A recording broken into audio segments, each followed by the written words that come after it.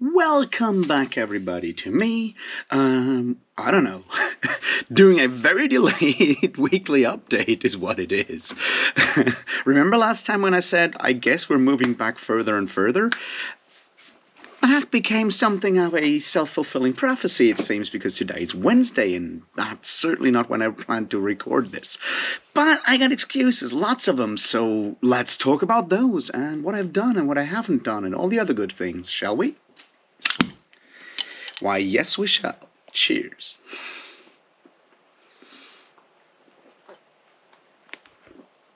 All right. So yeah, I came back from Greece on Monday, and then I didn't record it because I was kind of knocked out, and I recorded it yesterday. But I lost my SD card reader, so I couldn't actually extract the video files until today, which I did today. But sadly, some of the video files were corrupted, so I have to re-record this. Here we go. That's my excuses for the lateness. It's first laziness, then technical difficulties. I apologize, the next one will be quicker. I promise. Also means I have a lot of reading to do over the next couple of days, I guess. So, what did I do last week? Well, not much. But 2 videos that I promised. And even if one of those was also very delayed. So yeah, I finally actually did the Orientalism video, and it came out on, I don't know, Thursday, I guess? Probably Thursday, maybe Friday, I keep forgetting, because, I was in Athens, but I managed to actually publish it from there, which I am very happy with, and yes, I'm also very happy with the video and the way it turned out, even though it was a first take, and it seems that, the comments say that you also, some of you at least, were interested in it, which I'm very thankful for as well, because I was really, really nervous with that topic, which is something we'll come back to later in this rambly navel-gazing thing. But yeah, it's out, and we'll see if I'll do anything beyond that in that area in the near future. The other video is the long overdue conversation with Thumbnail Master John on swords and deviltry, and I know the resolution of the video is bad and there were all kinds of technical difficulties. I hope I'll get them fixed in the next couple of days whenever we do the next episode, because of course there's more than one of those books. The next one is Swords Against Death, and that's a fantastic book. It has some of my favorite Fafhrd and Grey Mouse stories in it, and I'm sure we'll have fun with that, and it'll be out when it'll be out. So yeah, that's the 2 videos that came out. Everything else, yeah, no. So yeah, what did I read? Well, also not much, because, I went to Athens for a couple of days, and not much reading was done in the capital of the gods. Anyway, I read something that was not on my TBR, but it's something I'm glad I did. It's a reread.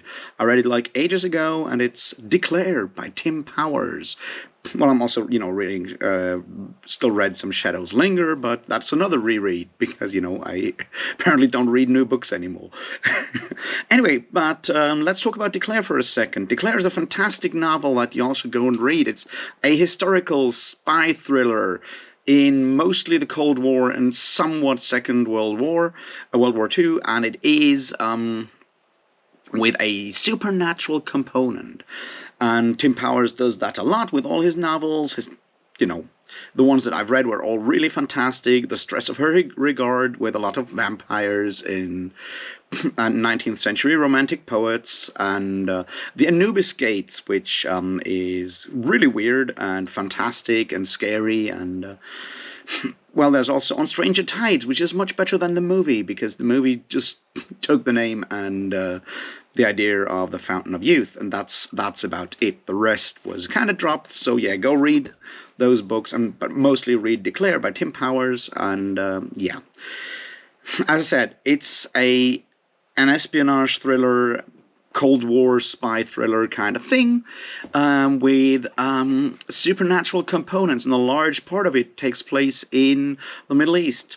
which is why I felt urged to go and reread it, because, people like T. Lawrence and St. John Philby and Gertrude Bell, which are all people quoted in Orientalism by Edward Said, are at least mentioned or somewhat minor characters in this novel. So I'm like, hey, let's go and check it out and see how bad it is.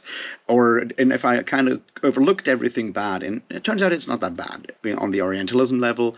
And it's actually a fantastic novel once again. It has quotes, a lot of quotes of Kim by Rudyard Kipling in the front. Another one of those things that has been quoted a lot in Orientalism. And turns out I've never read Kim, so maybe I'll do that in the future, following down this rabbit hole, but we will see. And Shadows Linger is, of course, a fantastic novel, but you all know that you should read The Black Company anyway. You can join our read-along if you haven't yet, and yeah, it's once again a lot of fun, and Glenn Cook proves again and again how far he is ahead of his time and how far he diverges from any not tropes, but more like approved plot lines and characters and the likes, and it's fantastic. And you know, it really is. But that's all the reading I've been doing over the last week, because once again, other stuff. So yeah, let's talk about the next week. Yeah, frankly, I don't know. I guess I'll try and actually finish editing the conversation I had with Liam of Liam's Lyceum, which I should have done weeks ago. I'll just do that, and then we'll have that one up. And I also have an old, far older conversation in that series when I was talking with John and Jen about the Land Fit for Heroes trilogy by Richard K. Morgan, but that one also needs a bit of editing. And yeah. Maybe, so that's stuff that I really need to put out sooner than later. But as for new videos, frankly, I have no idea.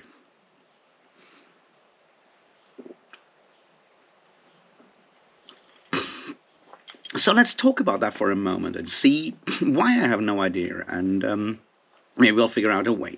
And I think I need to explain how I do videos in that regard. And as I said, the ones that I did recently on Grimdark and all of these things, these more general kind of videos, did really well, and I enjoy making that. The problem is, depending on where I go with those, they take more time and effort and stress. Frankly, stress. Mostly stress. So let's go through what, how I usually operate is I run around, do things, and then I have an idea, and bam, I need to record this right now. I switch on my camera, I ramble for 20 minutes, I edit it. Or even more with the read-along things that I did last year with Navel-Gazing and this year with the Wheel of Time. This is very, frankly, very lazy content on my part. I sit down in the morning, I read a ton of book, I do something during the day, and then in the evening I switch on the camera, have a beer, and ramble about it, or rant about it, or rage about it for 20 minutes, 30 minutes, switch it off, and render it overnight and upload it the next day. It's fairly easy. Everyone could do that. Seriously. And I'm aware of that. And one of the reasons I did it, however, was certainly because I was struggling with a lot of, depression and burnout and stuff, and doing that on a daily basis gave me a structure in the day. So it's not much in the grand scheme of things, and there were certainly more important things I should have done in that time, which I didn't do. But at least I got out of bed and and read a book and rambled for a while, and that was really helpful in that time. But I don't feel right now that it's the way to go for me in the moment, because I should focus on other things, and I feel I'm sort of able to do that at the moment. So I don't want to spend 4 hours reading per day. I mean, I would love to spend 4 hours reading per day, but maybe I should only read for 2 hours or whatever, and then actually do work. Would be really cool. because frankly, I need the money. Anyway, but my point is exactly that. So that's the one style of content I did. Then we had those more general things that I did back then, which was usually I watched someone else on BookTube do something. Usually was the Critical Dragon and Dr. Chase having one of their conversations on something, and then I felt like, oh God, someone actually needs to do like a bit of anti-capitalist raving about it, and that's usually what I did in that regard. Which is once again something that was fairly easy because I had an idea and I'm like, bam, I'll do it now. Rant out, done. It's easy. And I did like a bunch of like, I don't want to call them book reviews, which we're going to come to in the next moment, right? For a bunch of classic books, Pavan, A Canticle for Leibowitz, that kind of stuff. And that's sort of what I read over the weekend when I couldn't stand the badness of Wheel of Time. I was like, let's read something fun, and like, let's read a classic. Maybe something that people have overlooked for far too long. That kind of thing. And I didn't want to make those like actual book reviews because those were rereads for me, so I already knew how good they are. They're classics. I don't think we need reviews, so-called reviews with like 5 stars, 4 stars, 3 stars, whatever you have, for 50, 60, 70-year-old books. I mean, I've just recently seen, and I'm not going to throw shade at him here, but Mike just poked up a review, a spoiler-free review for The Fellowship of the Rings. And I'm like, do we need something like that? That's an 80-year-old book almost. Do we need a spoiler-free review? It's like, at this point, is it a spoiler when I tell you that Jesus comes back after 3 days? Sorry, should have put a spoiler warning there. But, you know, that kind of thing is like, do we need spoiler-free reviews at that point anymore? And I don't feel like we do. That's a personal choice of mine. So I usually try, when I talk about a single book, I try to point out why this book, especially when it's a reread or classic, why this book is more interesting, why it is interesting in particular in the grander scheme of fantasy, sci-fi literature in general. Why? Because it does something interesting. You know, with Canticle for Leibowitz, it was very much about the humor and the despair in like a post-apocalyptic, very much Cold War, fear of nuclear devastation kind of era book. And that's sort of like the grander scheme. You can find a ton of other books that deal with the same thing. I just think felt that Canticle for Leibowitz exemplifies those things, and that was sort of the point of me talking about it. And with Pavan, it was more about like alternate histories and how you do those, or how they can be done. Also, how you have those fix-up novels that were like very much a theme of the 50s, 40s, 50s, 60s sci-fi fantasy genre, where you have a lot of authors working in you know, the field of short stories, and then suddenly someone was like, you know, let's just combine those into a novel, which is something we don't see that much of these days. And we still see that. You could look at, say, Lovecraft Country can probably be called that, or looked at it in that way. So there's certainly that sort of the thing that I wanted to talk about with Pavan. So that's sort of the things that I try to do with book reviews, or like talking videos about single books, individual books, like why I think they are an example for something specific that goes beyond just, hey, this is a fun book that you should read. Because, as I said, those are rereads. I know they're good. I reread them specifically because I love them. And there's obviously, you know, new books when they come out when I'm super excited, like with Eversion by Alistair Reynolds. And in those cases, of course, I'll read them and I rave about them. But those are like my very specific tastes, and they don't necessarily align with grander booktube or anything like that. So I've only read, I guess, this one 2020 release, a 2022 release so far, which is this one. There may become more. There's a short story collection by Cameron Hurley that I'm certainly going to read rather soon. But yeah. So I don't know.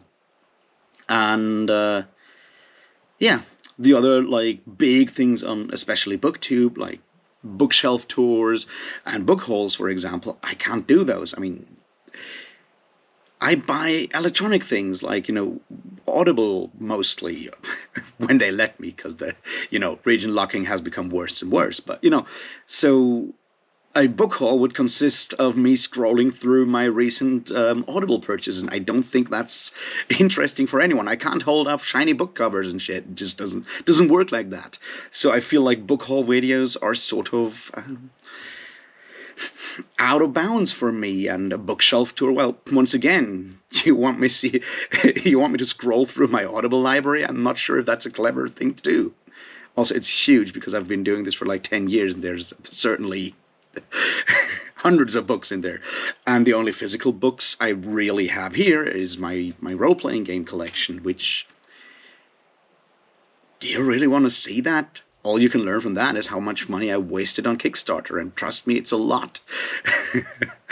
And how many Rollmaster books I have bought and never used, that kind of thing. So I don't think that would, work. So I basically can talk about the books that I read, and I don't want to do that too much because sometimes I just want to read a book for fun and not with this like, oh, can I turn this into content? Can I make this into a video in the background? Because it can take away the fun of reading, and reading is also like fun, or at least sometimes for me.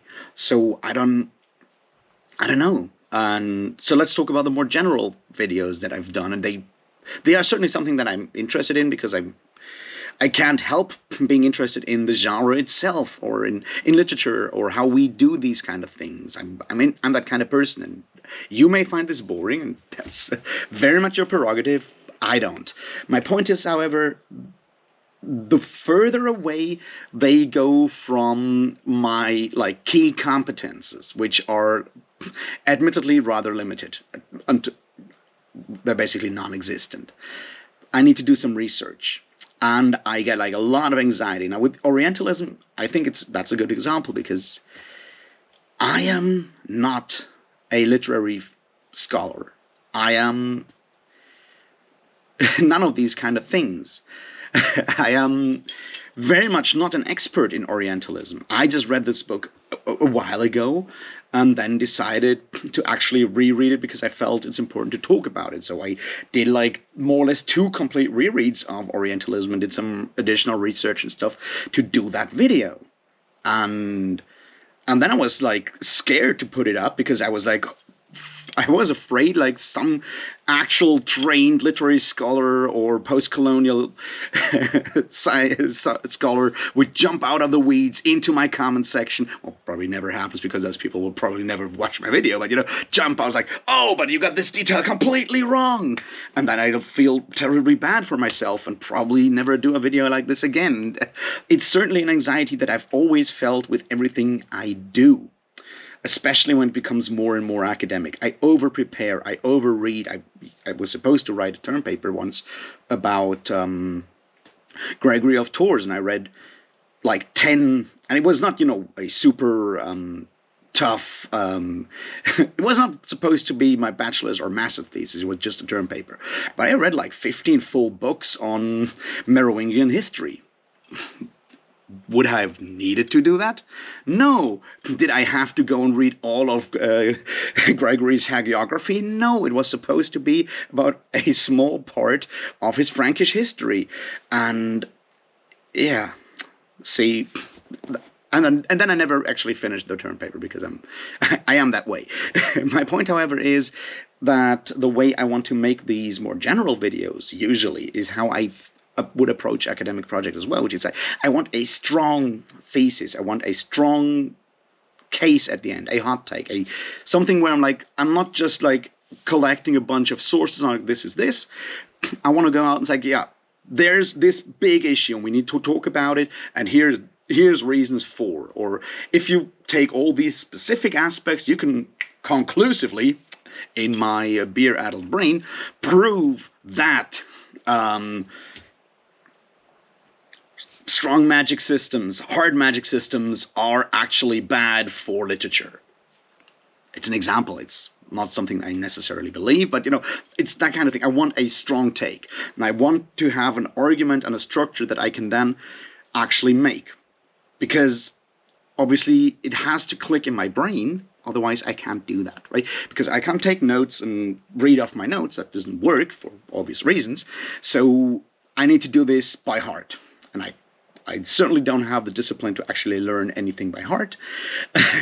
So it has to be something I can improvise. And for that, the structure of the whole argument needs to click in my brain. Which is why, for example, for some of those recent videos, I did like 2, 3, 4 takes because I wasn't happy with the video afterwards. And I don't want to edit things because editing means listening to my own voice, and that makes me cringe a lot. And now you know why those conversations that I need to edit with Liam and with John and Jen are still not up, because I need to actually go through stuff and listen to my voice again. That's not fun. But yeah, it means that for like these kind of videos, I first need to actually have a theme, a topic that I want to do, and then I will have to do a lot of research. Well, I don't have to do that much research in actual fact, but me personally will have to do that until I feel comfortable to make an argument, and then I will try to record this argument. And sometimes I'm lucky with Orientalism, where I felt the first take was actually good enough to publish, and sometimes I will have to do like 3 or 4 of those, and that may take like 1-2 days. And then I'll put it up, and then maybe it's a topic that no one's interested in, which is possible. You know what I mean? So that's certainly, not. It will make it much harder to make videos if I go fully into this general kind of thing. And I do have ideas for general topics in the near future. Certainly want to look at how fantasy has presented classic. What has presented, or what people think of as medieval Europe, because holy shit, there's a lot going wrong there. For example, there's stuff I want to talk about the anti-hero, and why I think the anti-hero is popular in the moment, and why I think it has sort of shifted into all kinds of things. Same with the so-called morally grey character, which is frankly bullshit in a lot of cases. We will see. Those are interesting things that I want to look at. There's certainly more out there. But I have to, have that right moment of inspiration. And then it has to make sense, and I have to be able to record it in 1, 2, 3 goes, because I don't want to fuck up. Which is interesting, right? I'm certainly someone who does not actually do too much and leaves, self-sabotage in there, because I want to have reasons why something's not successful, but I also want to get it right. For example, the sexism in Wheel of Time video, I recorded like 3 times because I wanted to hit the right voice and not come across as too mansplaining or too aggressive, because I didn't feel that was appropriate for a topic like that. And it took me like 3 times until I felt at least comfortable enough with this. For example, I mean, the whole Wheel of Time reading, apart from like giving me structure in the day, was very much another thing of like, I wanted to have like the entire thing read, so if anyone comes and if I call out something in Wheel of Time and everyone comes out and it's like, but it gets all so much better in book 13. I wanted to be able to say, no, it doesn't, because here's all the terrible and fucked up things in book 13. And that's one of the reasons why I read the entire thing. It was not exactly hate reading. It was more like I wanted to have my sources right. Which is ridiculous for someone who does shitty videos on YouTube and not rigorous academic study here. So I may be overthinking this and may be overdoing this, but that's certainly part of why I don't really know where I'm going in the next couple of days or weeks, because I don't even know what I'll be reading next. Maybe Gabriel K. Maybe I'll go and finally start on The Demon King. And there's certainly stuff that I should probably finish up. I talked about the first Leoness book by Jack Vance. It would make a lot of sense to actually go and do The Green Pearl and Marduk as well, which obviously would mean rereading The Green Soldier's Garden, because I forgot just about everything in that book by now again. Those are possibilities, but would it make sense to have like another book on another, video on an individual Jack Vance novel? I don't know. You can see I'm kind of lost at sea here. I hope I can figure things out, and maybe inspiration will strike in the next couple of days. Who knows? And if so, I'll certainly do something. Otherwise, I don't know. But if you have ideas what you really want me to talk about, and this is not only for those of you who are on Patreon, but seriously, just put in the comments what you want me to talk about. Both like books. Do you like when I talk about individual books? Is this something that you enjoy? Do you prefer the more like general stuff? Let me know, because it will certainly help me do things. I can't guarantee or promise anything, but it'll certainly help me decide where to go with things, if that makes any sense. As I said, I'm once again lost at sea here, and we'll see. So yeah, that's me figuring out what to do in the next days and weeks. Beyond that, whatever. Yeah, and apart from that, I went to Athens, and there was heavy metal, a lot of it. I went to Up the Hammers Festival, which is one of my favorite festivals in the world, and Athens, one of my favorite cities in the world. I met a lot of friends, and I did a lot of drinking and eating and headbanging, and I saw fantastic shows by Atlantic Codex, of course, and Skyclad, which really surprised me. I mean, I've been a huge Skyclad fan forever, but they really knocked it out of the park at Up the Hammers this year. And there were, lots of other great bands that I've known before. I met friends, even friends that are not part of the heavy metal scene, not even part of the fantasy book scenes. Like, I do have some of those as well, and it was really nice to meet them and have a drink or two and something else, and that was great. But it certainly kind of knocked me out when I came back, because we flew at like 7 in the morning. So wise me decided to not go to bed before the flight, because I mean, it's like going to the airport at 5. So well, who would do that, right? And then I came back at like 1 p.m. on Monday and was kind of knocked out. We'll see. I hope you are having fun as well, or had fun over the last week.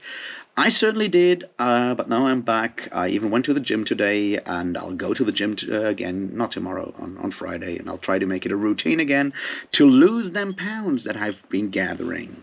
Because, it makes me feel unwell, I guess. So we'll see. And there's no festivals planned for the coming weeks, I guess. So there's a good chance that I'll get more reading done until, the next big week of Headbangers Open Air and Wacken Open Air and Summer Breeze and all of these other terrible things that will happen very soon. This month I'm basically free until my birthday celebration drinking extravaganza thing that will also happen, because, yeah, I get even older this month. Wouldn't it be great if I would actually reach 800 subscribers by then? Wouldn't that be fantastic? We'll see. Anyway, I hope you're having a good week. Let me know what you're reading at the moment. Let me know what you want to talk about and what you're planning for this week and all of the other good things. Like, subscribe. I don't know. Eat more lamb. It's actually really tasty. I don't know. Have a great time. I tried to have one, and I'll talk to you, well, sooner than next Wednesday, I hope. And until then, cheers.